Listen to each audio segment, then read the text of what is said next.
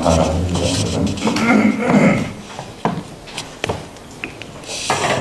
16번 부르심 그대로 행하라.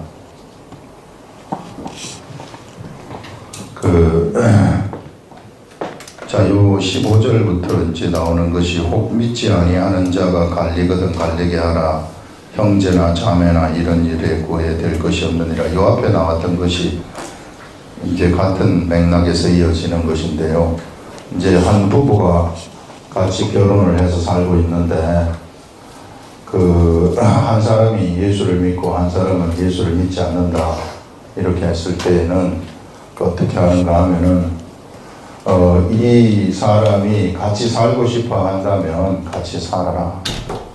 만약에 이 사람이 같이 살고 싶어 하지 않는다면 갈리는 것도 상관이 없다. 괜찮다. 그래서 예수 믿는 사람은 이혼하면 꼭 안 된다. 그런 거 아니에요. 성경은 그렇게 얘기하지 않아요. 이게 성경은 갈리게 하라. 그래서 네가 갈리고자 하거든. 상대방이. 이 사람이 갈리고자 나는 너하고 살기 싫다. 예수 믿는 너하고 살기 싫다. 그러면은 그냥 그렇게 하라는 것이고, 또 나는 당신이 그래도 참 예수를 믿어도 좋습니다. 따라가겠습니다. 그러면은 같이 살라는 거예요. 이게 이미 이제 아내는 남편이 좋아가지고 같이 살겠다고 하는 거니까 그런 사람들은 곧 예수 믿게 될 것이다. 이런 말입니다. 그러면서 15절 이어지는 것이 혹 믿지 아니하는 자가 갈리거든 갈리게 하라. 자, 갈리기를 원하거든 갈리게 하라. 형제나 자매나 이런 일에 구애될 것이 없느니라. 여기에 꼭 예수 믿는 사람은 이혼하면 안 된다 하는 이런 일에 구애될 것이 없다. 거기에 매일 필요가 없다. 그런 말입니다. 그러나 하나님은 화평 중에 너희를 부르셨느니 이런 말을 한 다음에 다시 또 바뀌죠. 이게 상황이 바뀌어가지고 그러나 화평 중에 너희를 불렀기 때문에 아내 된 자여 네가 남편을 구원하는지 어찌 알 수 있으며 남편 된 자여 네가 네 아내를 구원하는지 어찌 알 수 있으리요 하면서 이게 이 바울이 얘기하기는 갈리지 않는 것이 좋다. 그런 말입니다. 그래서 정 이 사람이 갈리고자 한다면 그러면은 갈리는 그런 것에 막 고민하면서 구애될 필요가 없지만은 그러나 이 갈리지 않는 것이 좋다. 하나님은 화평 중에 너희를 불렀기 때문에 그걸 같이 살면은 네가 이 너의 남편을 믿지 아니하는 남편을 구원할 수 있다. 또는 아내를 구원할 수 있다. 이런 말인데요. 참 현실적으로 보면 얼마나 이 구원하기가 오래 걸립니까? 아무리 기도해도 안 돌아오고 말도 안 듣고 막 그렇잖아요. 현실의 세계에서는. 그런데 어떻게 하면은 내 남편과 내 아내가 예수 그리스도에게로 들어올 것인가? 이게 내가 완전히 하나님 앞에 질물이 되어버려야 된다는 겁니다.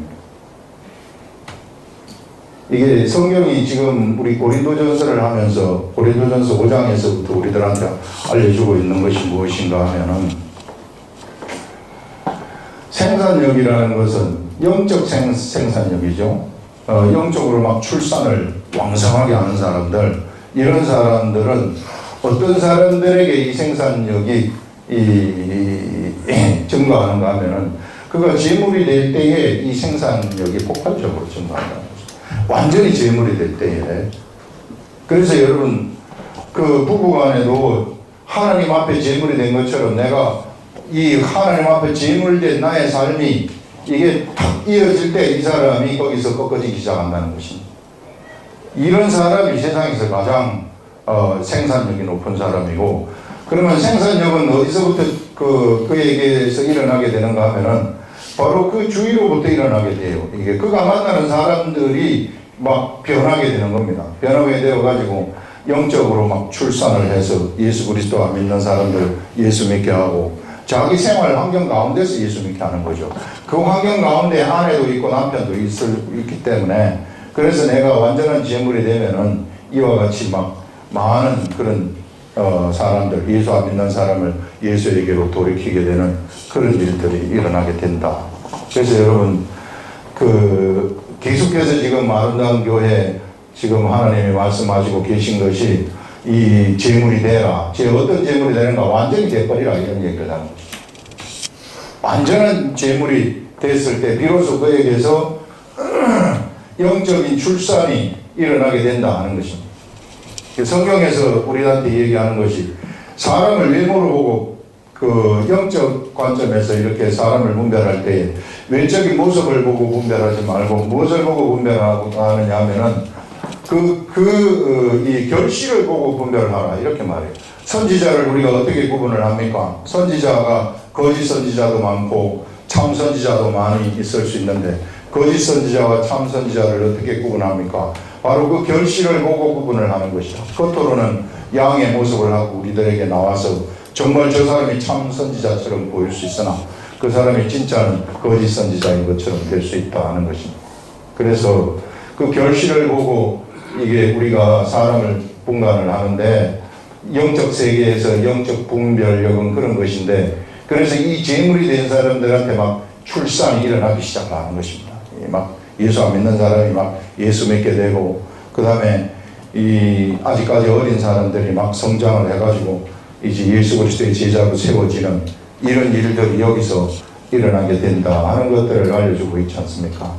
그래서 이 시대에 우리가 재물이 되버리게 되면은 어떤 일이 일어나게 되느냐 하면은요 아주 이 지난 화요일에 하나님이 우리들한테 참 좋은 말씀 하나 주셨는데 이게 지금은 우리가 레위기를 하고 있는데 제가 레위기하고 고린도전서를 지금 같이 묵상을 하고 있거든요. 그러니까 레위기하고 고린도전서가 이게 합쳐져 가지고 막 돌아가고 있어요. 지금 우리 이게 하나가 되어 가지고 레위기에서 나오는 말씀하고 고린도전서에서 나오는 말씀하고 이게 합쳐져 가지고 막 돌아가는데 레위기에 가만히 보니 여기가 성전을 하나님이 이제 만드셔가지고 성전에서 이 성전의 기명들이 있지 않습니까? 여기 성전의 기명들이 이렇게 쭉 있단 말이죠.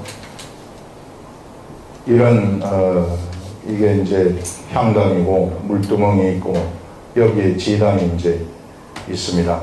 번제단 해가지고 요걸 이제 이렇게 둘러싼 울타리로 둘러싼 것이 성전인데 사람들을 이 제사장 위임식을 할 때 아론을 제사장으로 세우라고 모세한테 이야기를 하면서 이 회막 앞으로 사람들을 다 부르는 거예요. 이스라엘 백성들을 전부 다 집합을 다 시킵니다. 다 불러가지고 여기서 이제 아론이라는 이 사람한테 대제사장으로 임명을 하는데요. 어떻게 임명을 하는가 하면은 이 사람한테 이 옷을 입혀줘요. 이 목욕을 깨끗하게 씻긴 다음에 속옷을 입히고 겉옷을 입힙니다. 하나님이 설계한 옷이에요. 그 옷도 완전히 처음부터 끝까지 하나님이 그 디자인 있잖아요. 이게 지금 디자인 뭐 잘하는 사람들 유명하고 막 그런데 하나님이 디자인한 옷을 갖다가 쫙 입혀준 다음에 끝에는 그 겉옷 위에 겉옷에 그 위에다가는 이런 치마 같지만은 요런 요 멜빵이 달린 요런 옷이 하나가 있는데 견장이 달려 있고 이런 옷인데 요것을 우리는 예봇이라고 합니다. 예봇을 이렇게 촥 입혀줍니다. 예봇을 입혀가지고 예봇 앞에 여기에는 이제 요걸 여기다 여기 이렇게 이제 입으면 여기다가 흉배를 붙여가지고 요게요 12개의 보석이 쫙 박혀가지고 있어요. 여기 봐서 12개가 12지파를 얘기하는 것인데 이 제사장이 대제사장이 12지파 이스라엘 12지파를 앞에 딱 걸고 이렇게 하면 뭐 대단한 거 아닙니까? 여기 이 사람이 이제 이게 입어가지고 여기에 있으면은 이 또 관을 하나 또 씌워줍니다. 대제사한테 관을 씌워주는데 이 관에다가 이런 패를 하나 딱 달아요. 이 관에다가, 이 머리에 쓰는 관에다가. 이게 뭘로 되어가지고 있느냐? 금으로 되어가지고 있어. 금으로 되어가지고 이게 이렇게 되어가지고 있는데, 이 사람이 이스라엘 백성들 앞에 이렇게 나타난다고 한번 생각을 해보세요. 이게 이런 옷을 입고 하나님이 디자인해 주신, 만들어 주신 옷을 입고 옷을 가지고 등장을 하면 난리가 나는 거죠. 그냥 그 사람만 봐도 그냥 사람들이 까무러치는 겁니다. 예. 이 발을 한 발짝 움직이고 이러면은 그냥 하나님의 의가 척척 하나님을 대변하는 사람이 착착착 움직이는 것처럼 이 사람을 만들어 버리는 거예요. 하나님이. 이 대제사장입니다. 아론을 그렇게 세우라, 그렇게 얘기를 하는데, 이렇게 한 다음에 하나님이 무엇을 하시느냐 하면은 관유를 가지고 이 사람의 머리에다가 부어버리는 거예요. 이 관유를 이 사람의 이 머리에다가 이렇게 촥 부어가지고 완벽하게 거룩하게 만들어 버립니다. 여기도 보면 관유를 가지고 다 부어요. 여기 모든 성전 기명에다가 관유를 다 붓고, 이 물두멍 받침에도 붓고, 제단에도 붓고, 이렇게 막 부어가지고 요 성전을 하나님이 사람이 지어가지고 만든 이 물리적인 성전을 완전히 거룩하게 만들어 버립니다. 그 다음에 이 사람도 제사장인데 이 성전에서 일할 사람이에요. 일할 사람이 매칭이 되게끔 이런 사람도 하나님이 만드신 옷을 입혀가지고 완전히 거룩하게 만들어 버리는 거예요. 완전히 거룩하게 만들어서 거룩한 자가 여기서 거룩한 일을 수행을 하는데, 그것이 이스라엘 백성들의 죄사함의 일이라는 것입니다. 그래서 죄사함의 일이라는 것은 거룩한 자가 시행을 하는 거예요. 그래서 이 사람이 이렇게 막 이 사람이 이렇게 이제 하나님이 이렇게 입혀주는데, 또 이 사람한테 무엇을 하는가 하면 하나님이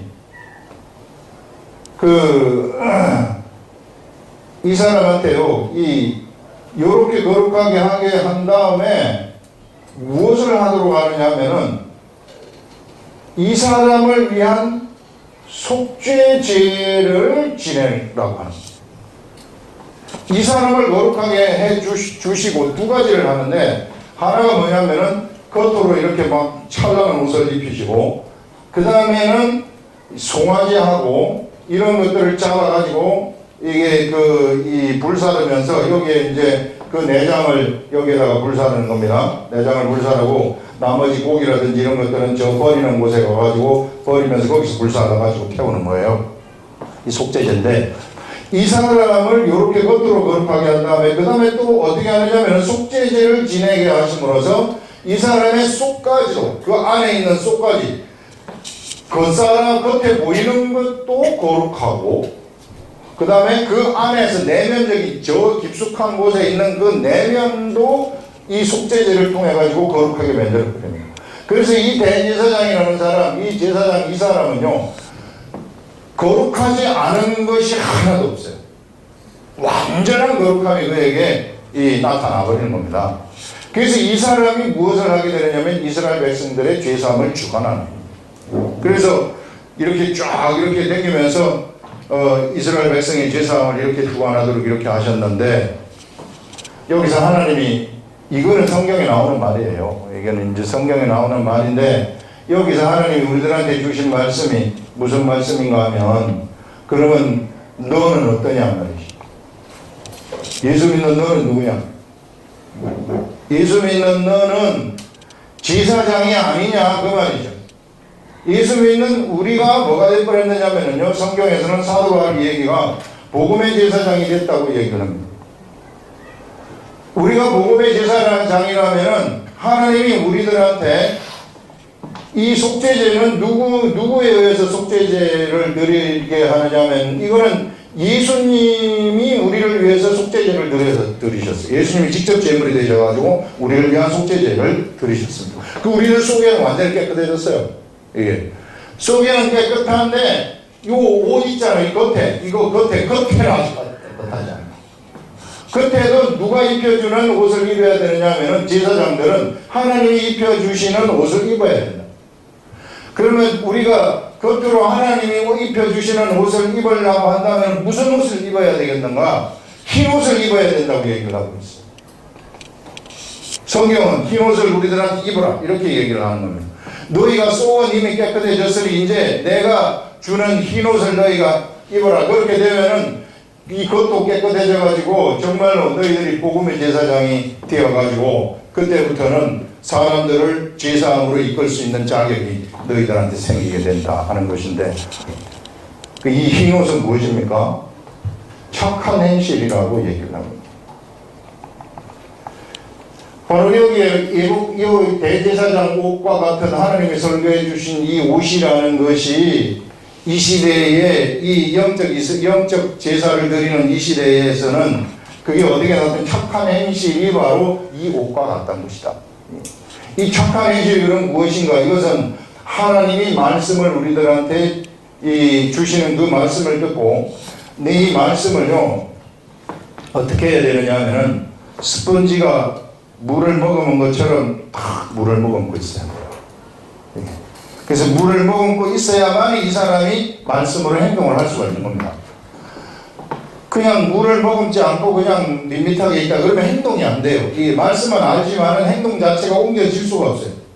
그래서 이게 잔뜩 물을 머금고 있듯이 하나님의 말씀을 이렇게 쫙 머금고 있을 때 이 사람의 행동이 착 되어버리거든요. 말씀에 따른 행동이 그에게서 시작이 된다. 그것은 흰옷을 입는 것이나 다름이 없습니다.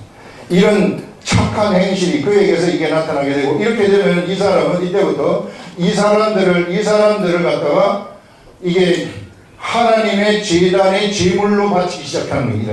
복음의 제사장이 그런 거거든요. 복음의 제사장이 사람을 들어다가 너 제단에 바치는 역할을 이루어라. 너 여기 바치고 이루어라. 여기 바치고 이루어라. 그래서 다 제단에 바치는 역할을 다 하는 겁니다. 이게 그 제단에 바치는 이 역할이 그게 바로 이게 영적인 출산이라는 거예요. 이 출산.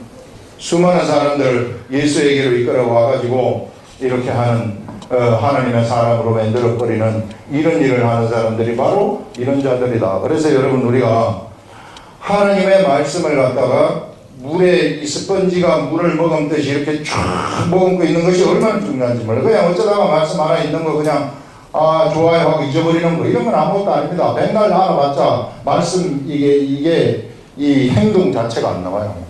행동이 나오려면 말씀이 막 이게 이 먹음듯이 쫙 이 먹어져 가지고 있어야 된다는 겁니다. 매일같이 말씀 보라는 얘기죠. 그래서 그 먹으면은 저절로 이것이 행할 수 있는 능력이 거기서 생겨져 가지고 쫙 행하게 된다. 행하게 될 것 하면은 거기에서 영적인 그러한 역사들이 여기서부터 막 일어나기 시작한다. 이런 사람을 우리는 영의 사람이라 이렇게 말합니다. 이런 사람을 우리가 진정한 복음의 제사장이라 이렇게 우리는 얘기를 하는 것입니다. 그래서 여러분 이 시대에 예수를 이게요 영적 세계가 실제적으로 흘러가요. 귀신들도 얼마나 이거 막 설치는지 몰라요. 여러분 여기에 우리는 보이지 않지만 천사들이 쫙 포진해 가지고 있고요. 이 귀신들도 막 밖에서 어떻게 한번 해보려고 난리를 치고 있단 말이에요. 이런 이게 실제적인 세계란 말이죠.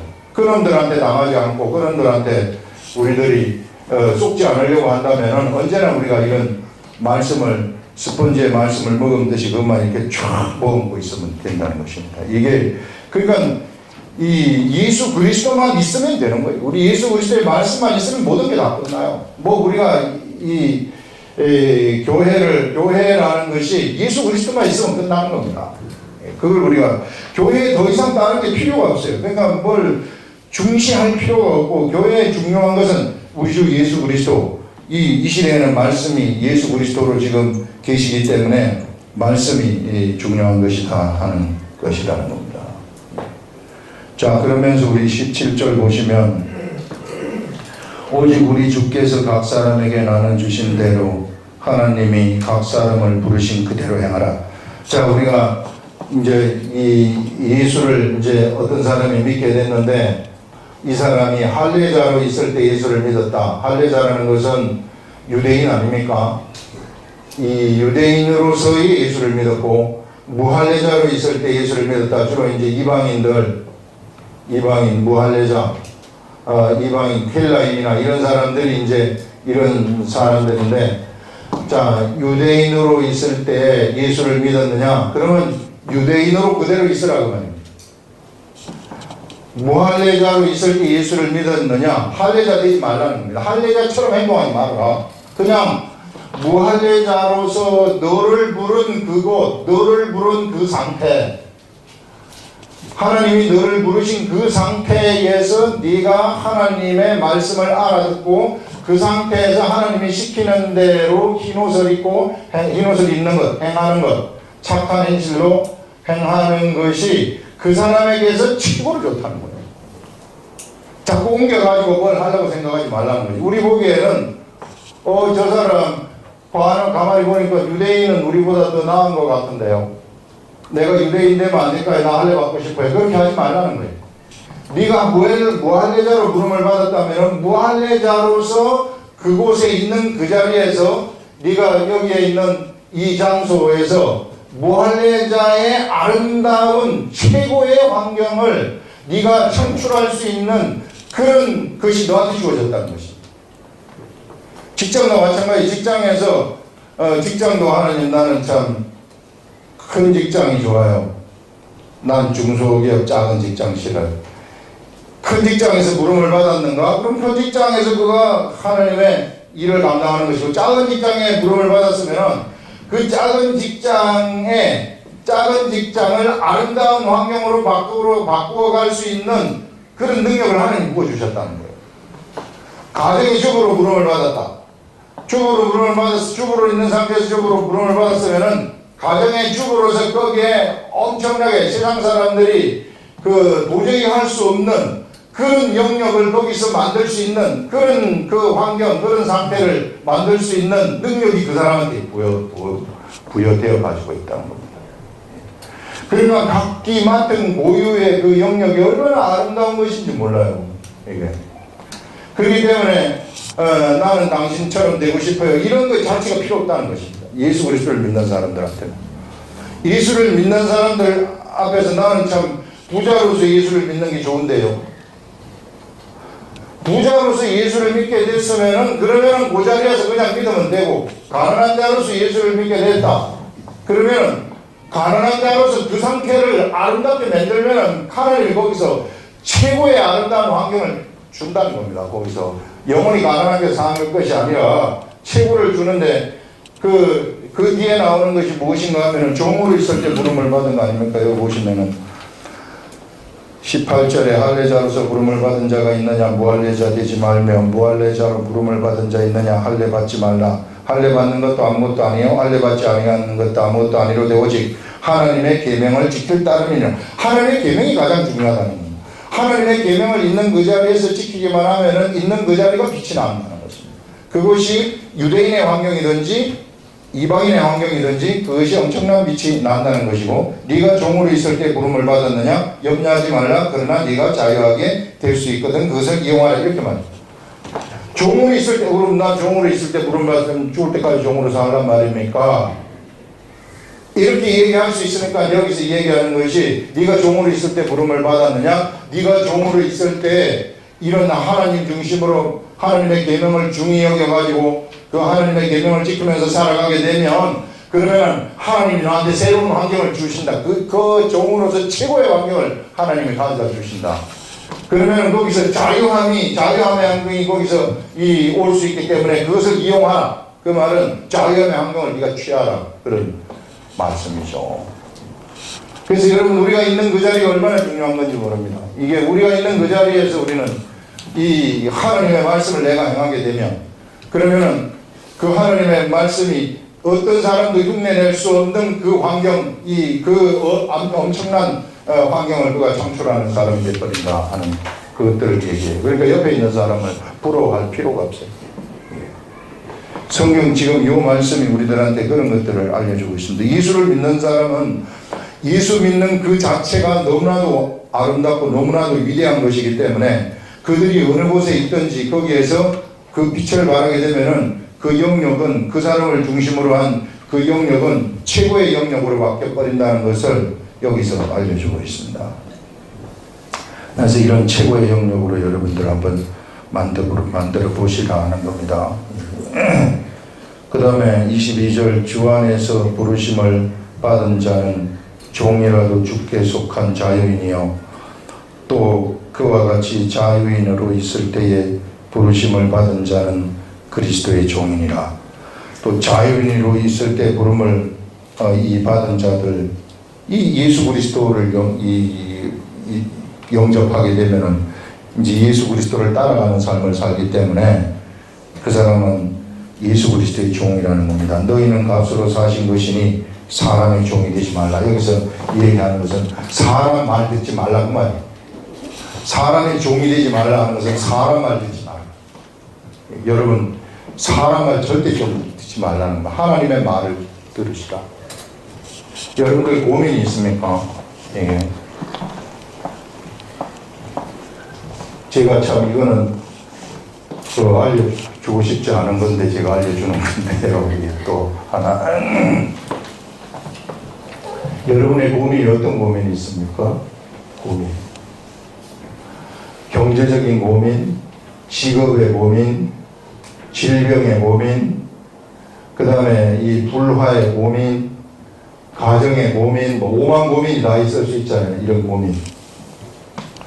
이 고민들 누가 가져다 주는 건지 알아요? 세상이 가져다 주는 겁니다.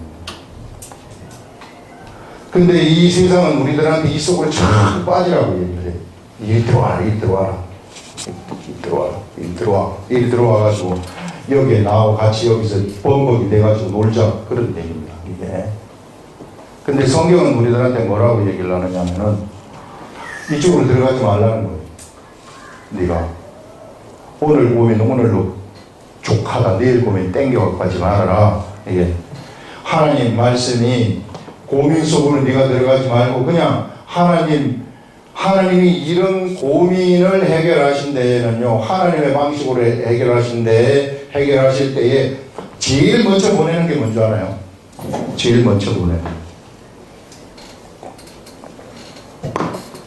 이 고민을 해결하실 때 제일 먼저 하나님이 딱 보내시는 거예요. 이게. 그게 뭔가 하면 말씀이에요. 하나님의 말씀을 제일 먼저 보내는 겁니다. 이 사람한테. 이 고민, 경제적인 문제에서 해결하는 것도 하나님이 제일 먼저 그 사람한테 보내는 것은 말씀을 보내는 거예요. 다른 거 절대 보내지 않아요. 처음에는 말씀입니다. 하나님이 그 사람한테 말씀을 보내가지고 이 말씀을 그 사람으로 하여금 행하도록 만들어요. 말씀을 보내서 행하도록 만들게 되면 이 사람이 이 말씀을 보내게 되면 이게 강한 말씀이기 때문에 이 말씀하고 이 사람하고 친해지게 되는 거예요. 너무 친해지게 돼요. 그래서 말씀하고 막 친해지게 되면서 이것이 언제 이게 꺾어져 버리느냐 하면은 이것이요. 요것이 친해지면서 요것이 나의 기억 속에서 잊어버려질 때에 이것이 더 이상 옛날에는 이것이 나에게서 최고의 문제였었는데 이제는 이것이 역전이 되어가지고 이것이 나의 삶의 중심이 돼버릴 때 이것이 꺾어지기 시작한다는 것입니다. 여러분들 우리 속에 이런 고민이 있습니까? 그러면은요 그 하나님을 쳐다보면서 하나님으로부터 오는 말씀, 그 말씀이 뭔지 빨리 알아차리라는 거예요. 하나님은 언제나 말씀부터 1차로 보내시는 겁니다. 이 말씀을 1차로 보내셔가지고 이 말씀하고 친해지시라는 거예요. 그래서 친해져가지고 말씀하고 어우러져가지고 친해지게 되면은 여기로부터 내가 탈출이 되는 겁니다. 이 고민으로부터 탈출이 되는 거예요. 질병으로부터 탈출이 되는 거예요. 그렇게 되면은 이것이 더 좋다 이러면은 그때부터는 이것은 그냥 완전히 힘을 잃어버리는 겁니다. 이거 뒤에서 악한 것들이 다 조종하는 것들이거든요. 이거 그놈들이 언제 쓰러지는가를 알려주는데 언제 쓰러지느냐면 내가 이런 말씀 속에 들어가지고 말씀이 좋아가지고 예수님이 좋아서 어쩔 줄 모를 때 이때 그놈들이 쓰러져 버린다는 것입니다. 성경이 우리들한테 주시는 가르침이 그런 가르침이 이거 시편 106편인가 거기 나오는 말씀부터 먼저 보낸다고. 이게. 그래서 여러분 우리가 사람의 말 절대 따라가지 말아요. 이게. 사람의 말 따라가면은요 따라가가지고 그것이 이 헛짓을 했구나 하는 것이 거기서 이게 나타나는 거예요. 사람의 종이 되지 말라는 게 사람의 말 따르지 말라는 거 아닙니까? 이 영적 세계에서는 영적 세계라는 이런 모르는 이 성도들의 세계, 하나님의 세계에서는 영이 영을 지배를 할 수 있어요. 그래서 항상 자기 부하 같은 쫄병 같은 사람을 막 데리고 다니는 사람이 있습니다. 언제나 따라다니고 그 사람을. 예. 마치 점쟁이가 새끼 점쟁이 데리고 다니는 것처럼. 점쟁이들도 그렇잖아요. 서열이 있어요. 큰 어른 점쟁이가 있고, 중간 시가 있고, 이 똘마니들, 이런 점쟁이들이 있는데, 똘만 이제 뭐, 동자신이나 이런 걸 모시는 사람이고, 좀 크면은 이제 무슨 뭐, 임경업 장군이라든지 막 이런 사람을 모시는. 임경업 장군은 한참 오래된 조선시대 사람인데, 장군인데, 아니 그 양반이 무슨 뭐 인터넷을 알았겠어요? 무슨 이런 걸 세상이 어떻게 될지 알았겠어요?